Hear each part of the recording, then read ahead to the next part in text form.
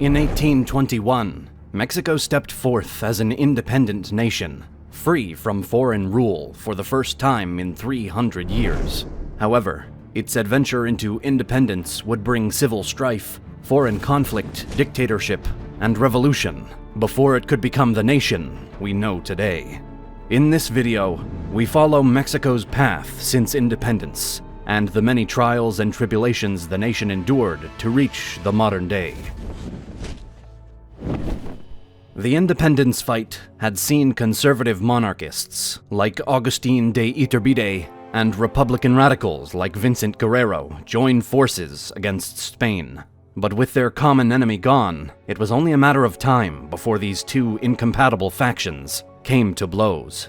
Iturbide and the monarchists initially had the upper hand, declaring him Emperor Augustine I of the Mexican Empire in May 1822.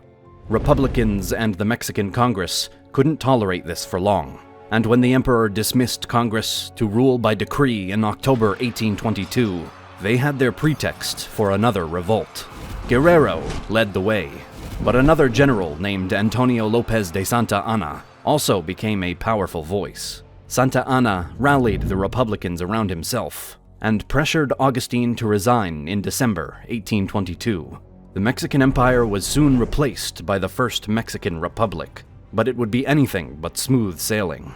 Over a decade of unrest and conflict had decimated Mexico's land and economy, and they had no experience in running a government. There were things to celebrate.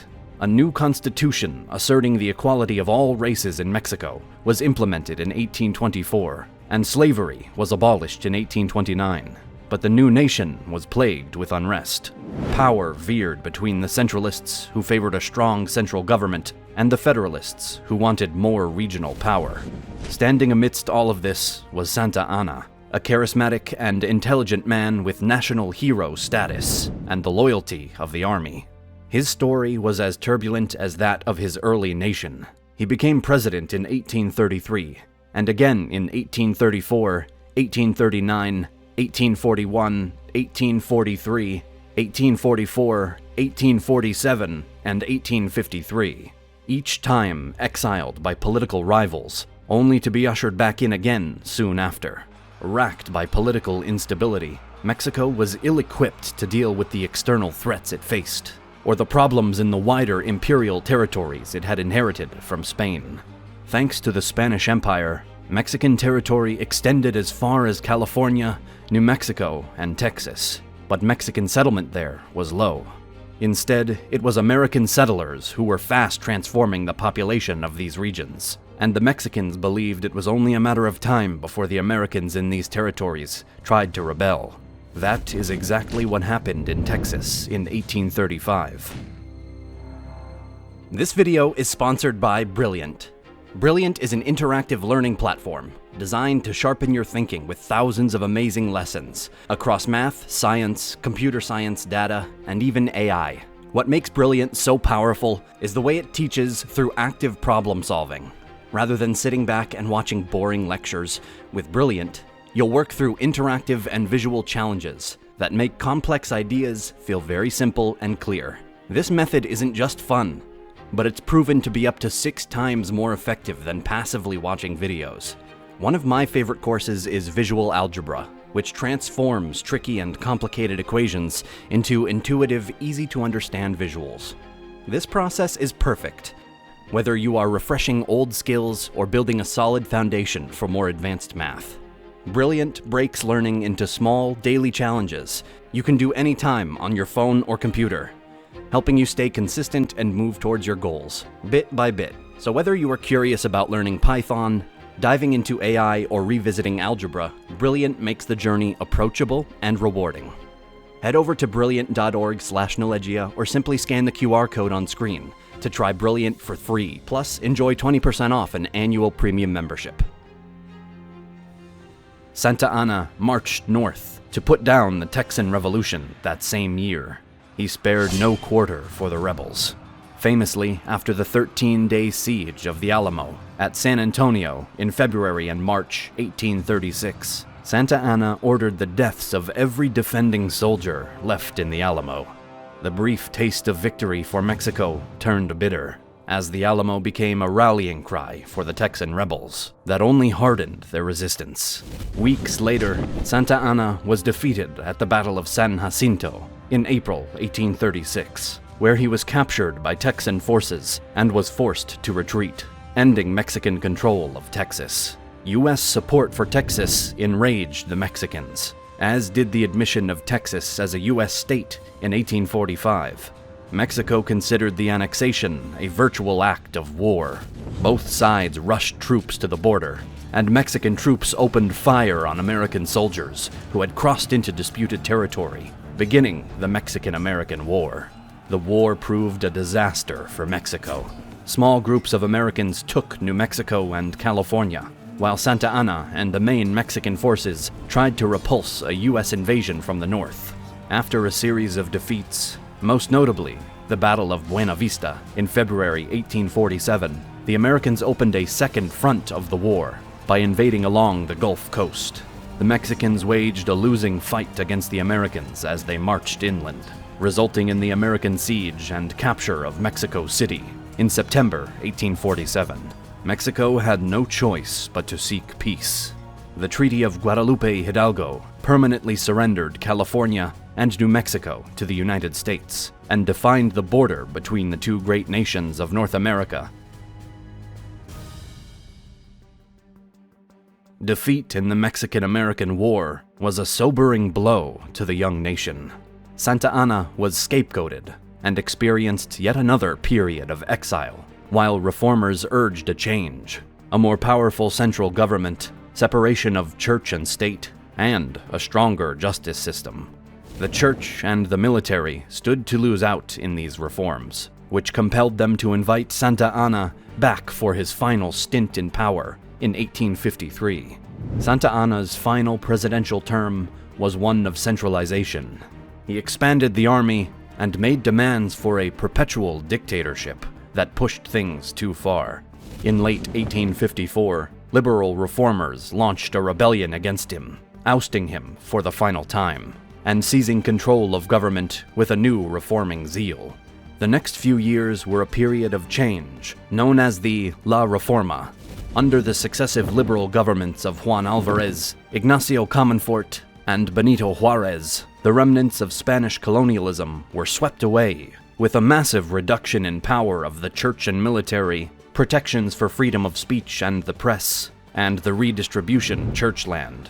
This triggered a new civil war in 1857, known as the Reform War, with America backing the reformers, led by Benito Juarez, and most European powers sympathizing with the conservatives.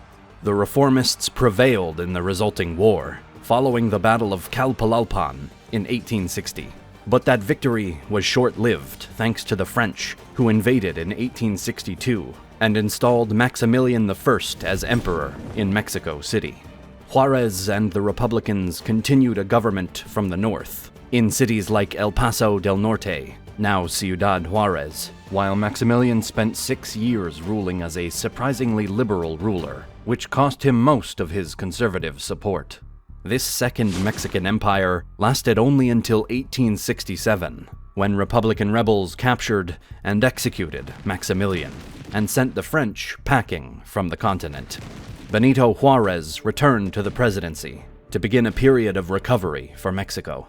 He worked on modernizing the economy by expanding the railways, reworking tariffs, adopting the metric system, and setting up telegraph networks for faster communication. He also finalized the firm separation between church and state that kept religion out of politics. By his death in 1872, he had enshrined himself as a national hero. In 1876, Juarez's successor, Sebastian Lerdo de Tahada, was overthrown in a rebellion led by Porfirio Diaz, who had installed himself as an effective dictator over Mexico. Liberty, order, and progress had been the watchwords of Juarez's age, but Diaz dropped it down to just order and progress. A loss of liberty was the price to be paid for the latter two, Diaz argued. Diaz surrounded himself with a circle of elite scientists, artists, economists, and other intellectuals, known as the Científicos, who advised him on the creation of what they thought would be a perfect society. Diaz's approach was pan o polo, bread or stick, where those who went along with his reform programs would be rewarded with privileges.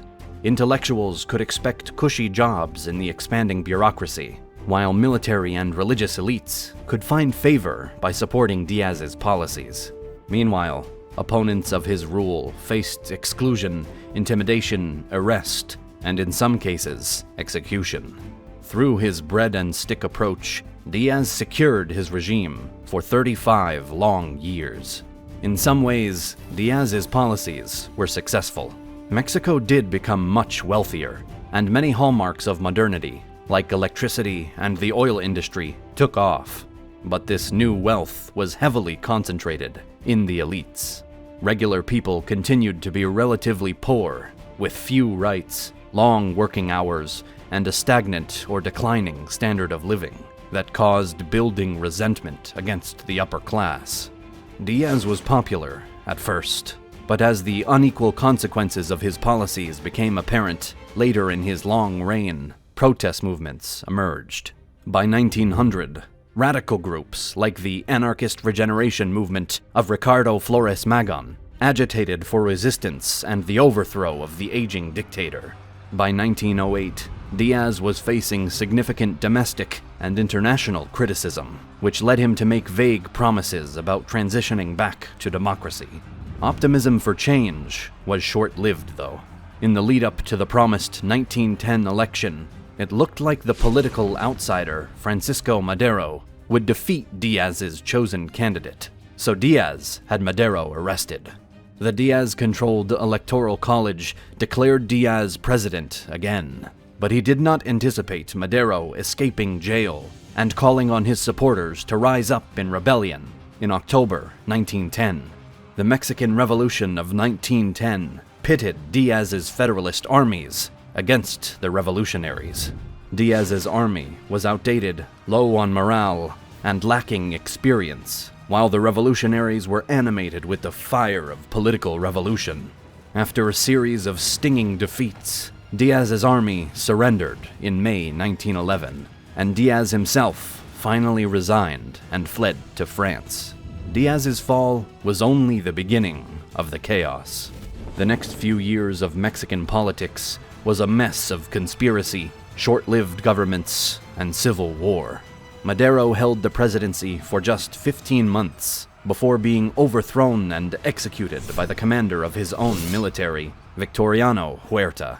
Regional rebellions immediately erupted, and the U.S. landed an occupation force at Veracruz to put pressure on Huerta to resign, which he did in July 1914.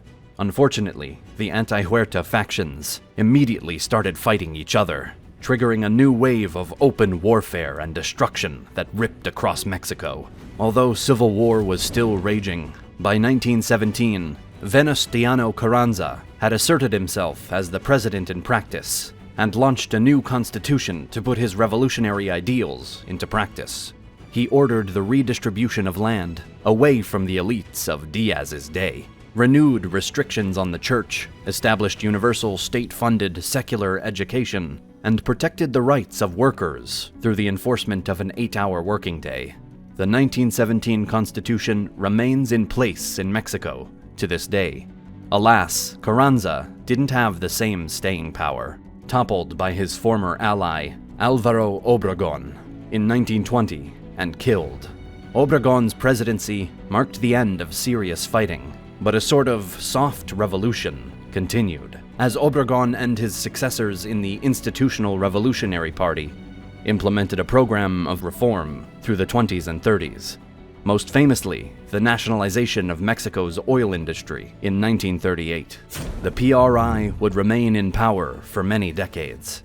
After 1940, however, some of their policies did moderate, and the advent of World War II helped open a new chapter in Mexican history. Mexico was a vital supplier of raw materials to the United States, and with global industry oriented towards war instead of trade, Mexico experienced a rapid development of its own industries to fill the gap.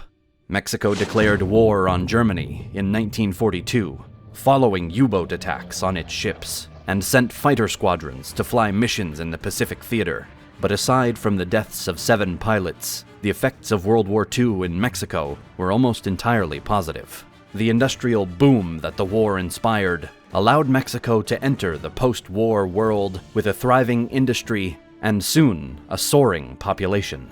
Under the unbroken leadership of the PRI, Mexico experienced consistent economic and social advancement in the following years.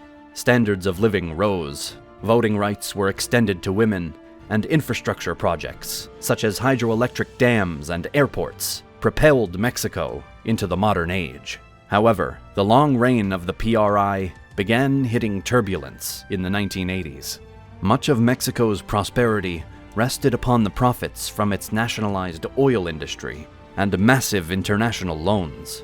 But that left it vulnerable to the 1982 oil crisis, where oil prices collapsed, and Mexico struggled to cover its debts. Domestic economic problems, like high inflation and unemployment, undermined confidence in the PRI, and for the first time, serious political opposition emerged, with the Partido de la Revolución Democrática, PRD, on the left, and the Partido de Acción Popular, PAN, on the right. The government was racked by inefficiency, and nothing showed that more strongly than the Mexico City earthquake on September 19, 1985, which killed thousands of people and devastated the capital. The government's response was sluggish. Emergency relief was slow on the scene, and it took years to repair damage that other countries could repair in a fraction of the time. By the 1990s, change was needed. The PRI pivoted towards an aggressive free market economic strategy, such as joining the North American Free Trade Agreement, NAFTA, in 1992. But not everyone welcomed this shift. Most famously, the Zapatista National Liberation Army, believing that the PRI had betrayed the ideals that had placed it in power back in the 1920s, declared open rebellion in Chiapas and tried to found their own independent regional government. The Mexican government began an unpopular military campaign to shut down the rebellion, which not only failed to reassert government control, but led to hundreds of civilian deaths. Further cuts to government spending were deeply unpopular, and despite the economy starting to improve by the late 1990s, the PRI's reputation could not recover.